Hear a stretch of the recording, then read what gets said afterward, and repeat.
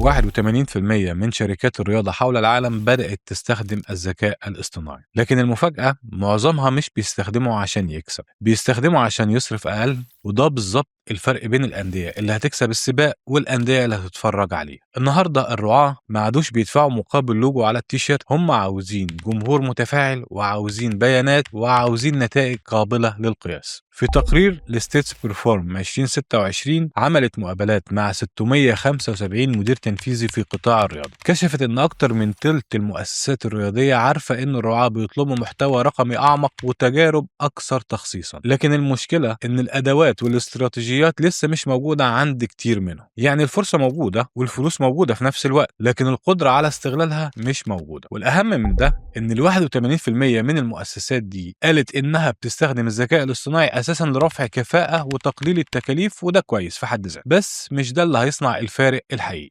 الفرق هيكون عند النادي اللي هيستخدم الذكاء الاصطناعي عشان يفهم جمهوره افضل، يعرف مين بيشتري ومين بيتفاعل ومين ممكن يتحول لمشجع مخلص او عميل دائم. يعني الذكاء الاصطناعي مش استراتيجية، هو مجرد أداة. والأندية اللي هتكسب في السنوات اللي جاية مش اللي عندها AI اكتر، اللي عندها فهم افضل للجمهور.